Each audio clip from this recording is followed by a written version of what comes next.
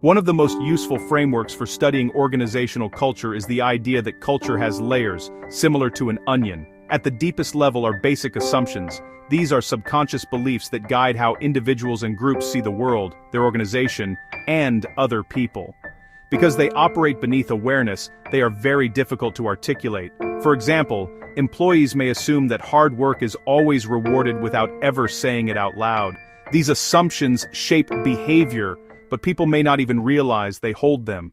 The next layer is values. Values are more conscious and represent shared principles, goals, and standards. It is important to note that company value statements posted on a website are not necessarily the real values of employees. A company might claim that it values innovation, but if employees actually prize stability and predictability, those lived values are the ones shaping culture.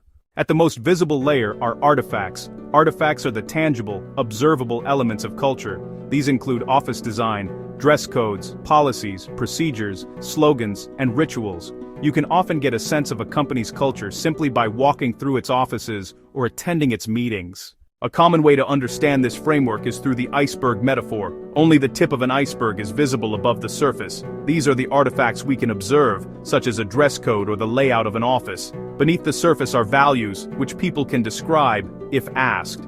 Far below are the basic assumptions that even employees themselves may not recognize. Psychologists use a tool called the implicit association test to explore those deeper, unconscious assumptions. The test measures how quickly people sort words or images into categories. Faster reaction times when pairing certain categories suggest automatic associations.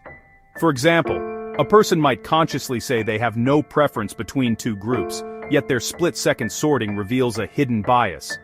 The test does not label someone as good or bad. It simply shows that the human mind builds quick associations that can influence behavior without conscious awareness. Let us use Google as an example of how values and artifacts interact. Google has published principles such as, it is best to do one thing really well. This principle shaped the company's early strategy. While Yahoo offered dozens of services, Google focused on search. Their minimalist design and strong search results helped them overtake Yahoo, whose homepage was crowded with ads and slower to load. Google later expanded into other services like Gmail, but each new service aimed to be best in class. When Gmail launched, it offered a huge storage allowance compared with competitors, which made it instantly attractive. Another stated value is, there is always more information out there.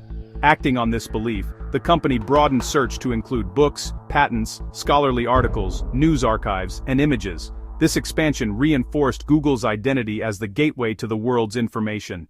Artifacts are how organizations display their values. For years, a well-known Google artifact was the phrase, "Don't be evil." It appeared in internal documents and around offices, and it served as a symbolic promise about how the company would operate. Over time, critics questioned whether all of Google's actions matched that sweeping slogan.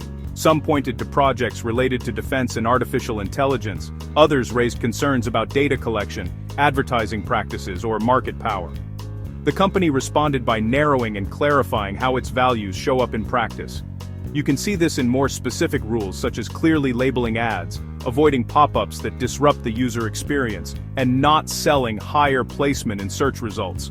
The broader slogan became less central, and the language shifted toward practical guidelines like making money without doing evil and doing the right thing. The takeaway is that artifacts must stay aligned with real behavior. When public expectations and internal practices diverge, organizations often revise the artifact so it matches what they can consistently live up to.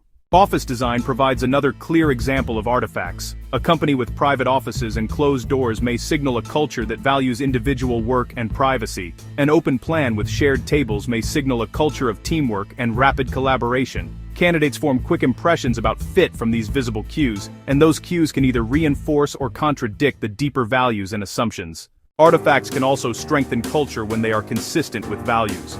A game studio that values creativity and play might decorate its space with art from its titles and provide collaborative lounges for brainstorming. This visible environment helps employees and visitors immediately sense what the company stands for. In summary, organizational culture has three levels. Basic assumptions sit at the subconscious level. Values sit at the conscious level. Artifacts sit at the observable level. Like an iceberg, most of culture lies below the surface, but the visible parts give us powerful clues. Tools, like the implicit association test, remind us that hidden assumptions are real and can influence behavior even when we do not notice them. Understanding these layers helps leaders shape their organizations and helps employees decide whether a workplace aligns with their own values and assumptions.